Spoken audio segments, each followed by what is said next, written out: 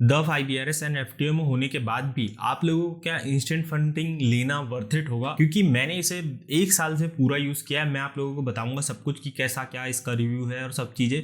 बस पे आउट के बारे में प्रोसेस बताऊंगा कि कैसा कैसा क्या है। बस पे आउट मिला नहीं है मुझे। और एग्जीक्यूशन से लेके हर एक चीज़, स्प्रेड कैसे है, एग्जीक्यूशन कैसी होती है, न्यूज़ के टाइम में स्लिपेज कैसा आता है, सब एक चीज़, क्या रिस्ट्रिक्शन है, क्या रूल्स है, क्या चीज़ें नहीं करना पड़ता, मतलब जब नहीं तो अकाउंट ब्रीच कर देते ये, मतलब हर एक चीज़ बता दूंगा। ए से लेके जेड तक की सारी चीज़ें बताऊंगा इसमें। तो सबसे पहले ना तुम लोग देख लो भाई, मैंने 185 ट्रेड मारी है। मैं जो ट्रेडिंग सीख रहा हूँ ना भाई, इसी अकाउंट से सीख रहा हूँ, क्योंकि मेरे को ट्रेडिंग का टी भी नहीं आता था ढंग से। मतलब मैंने द 5 ईयर्स वाला एक अकाउंट है उससे भी स्टार्ट किया था, लेकिन वो मेरे को ना पता है उसमें मतलब मैं गैम्बलिंग कर दिया था सही बताऊं तो, क्योंकि मेरे को कुछ समझ नहीं आ रहा था मैं क्या कर रहा हूँ। कभी कुछ वाली स्ट्रेटजी, कभी कुछ वाली। तो फिर उसके बाद मैंने धीरे धीरे सब चीज़ों को काटा और फिर अब धीरे धीरे स्टेबल कर रहा हूँ चीज़ों को। तो हाँ है भाई। तो अब हम लोग लास्ट ट्रेड दिखा रहा हूँ मैं आप लोगों को सबसे पहले। अरे यार ये गलत खुल गया था क्या, चलो कोई बात नहीं। तो इसका लास्ट ट्रेड है देखो 6वें महीने में। हाँ भाई ये 1 साल हो गए। तो 6वें महीने में मैंने स्टार्ट किया था और मैं उस समय यूरो यूएसडी ट्रेड किया करता था। तो देखो मैं ट्रेड भी दिखा देता हूँ तुम्हें भाई। ट्रेड मैं करता हूँ, नहीं तो तुम लोग बोलोगे ट्रेड ही नहीं करता भाई। ये देखो ट्रेड करता हूँ, मेरे लॉसेस भी होते हैं, प्रॉफिट्स भी होते हैं।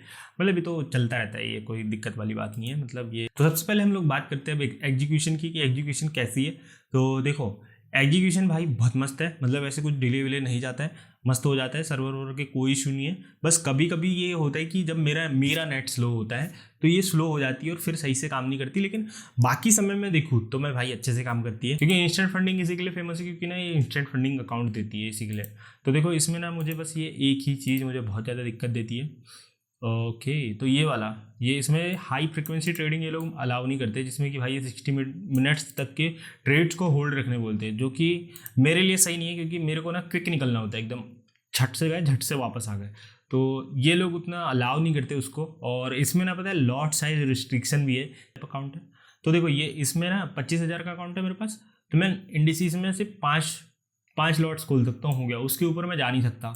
और भाई जैसे अगर मेरे पास 50K का भी अकाउंट है तो मैं इस पे भाई सिर्फ 10 लॉट्स खोल सकता हूँ। और बाकी कोई गलत रूल नहीं है, मतलब सही है, प्रॉफिट कोई दिक्कत नहीं है। हाँ थोड़े बहुत रूल्स है कि तुम लोग वन साइड बिट नहीं मार सकते, मतलब बार बार करो ये, मतलब थोड़े बहुत है जो कि नॉर्मल है। तुम इसे खुद आगे पढ़ लेना, तुम्हें जब ही समझ आएंगे। फास्ट वाली ट्रेडिंग करता हूँ एकदम, घुसा और आउट सीधा ऐसे वाली।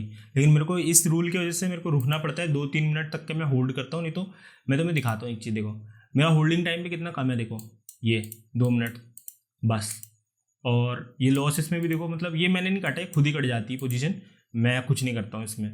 तो देखो ये खुद ही मतलब 2 से 3 मिनट भाई मैक्स है मेरे लिए, तो मैं उतना ही रखता हूँ और उसके ज़्यादा मेरे को चाहिए भी नहीं। और ये 50 मिनट एक पोजीशन लेके गया था मैं, जिसमें कि मुझे $250 बनाने ही पड़ेंगे। और 40% कंसिस्टेंसी वाला डे वाला बेस्ट रूल, मतलब कि देखो इसमें क्या होता है कि अगर तुमने जैसे $250 बनाया तो उसमें तुम्हें 40% का कंसिस्टेंसी रूल के साथ तुम्हें उससे कम रखना पड़ता है, ऐसा कुछ तो होता है सिस्टम। तो इस वजह से ये अकाउंट से मैंने पे आउट नहीं ले पाया था, क्योंकि मेरे को ना पता है चुल मच गई थी भाई, मेरे को करना है भाई, मेरे को करना है, ऐसी वाली चुल मच गई थी। इस वजह से मैंने इसे लॉस कर दिया इस अकाउंट को। नहीं तो अगर मैं उस समय भाई सही से थोड़ा डिसिप्लिन होकर करता ना तो मैं उस समय भी इसे पे आउट मार देता यार। लेकिन उसमें मैंने मेरे पास भी एक डिसएडवांटेज था कि भाई ये रॉ अकाउंट था, रॉ अकाउंट में स्प्रेड ज़्यादा होते तो इस वजह से। लेकिन स्प्रेड से कोई रोना धोना नहीं था मुझे, लेकिन हाँ हो गई मेरे से गलती, तो ये हो गया। तो अब मैं अगली बार के भाई इससे ध्यान रख रहा हूँ, बहुत संभल के चल रहा हूँ। अब देखते हैं फिर भी क्या होता है। बाकी ओवरऑल तुम्हें मैं बताऊँ कि तुम्हें लेना चाहिए नहीं लेना चाहिए, तुम्हारा अंतिम डिसीजन क्या होना चाहिए। तो देखो मैं तुम्हें बताऊँ भाई, तुम लोग अगर तुम्हारे पास सेकंड है, मतलब जैसे कि तुम्हारे पास 5% है, या तुम्हारे पास अच्छी परफॉर्म है जिसमें तुम फंडेड हो, अब तुम्हारे पास सब चीज़ हो गया। अब तुम्हें चाहिए भाई कि मेरे को मतलब अलग अलग प्रोफॉर्म्स में हाथ पैर मार के रखने कि भाई मेरा यहाँ पे भी अकाउंट है, यहाँ पे भी अकाउंट है, ये ब्रीच हुआ तो मैं उसमें चला जाऊँगा, ये ब्रीच हुआ तो मैं उसमें चला जाऊँगा, ऐसा करके मतलब तुम्हारे पास है। तो भाई मेरे हिसाब से तुम्हें ले लेना चाहिए, लेकिन इसके रूल्स है। तो तुम अगर स्कैल्पर हो तो भाई इस पे मत आना, क्योंकि मैं तो भाई कर रहा हूँ क्योंकि मेरे पास है नहीं अकाउंट्स और मेरे पास पैसे नहीं है। मेन चीज़, अगर मेरे पास पैसे होते ना तो भाई मैं भी द 5 ईयर्स के साथ जाता, क्योंकि मेरे को वो बेस्ट लगती है और उसमें कोई रूल नहीं है फालतू के कि भाई तुम इतना नहीं खोल सकते, इतने देर नहीं रुक सकते, ये सब चीज़ें नहीं।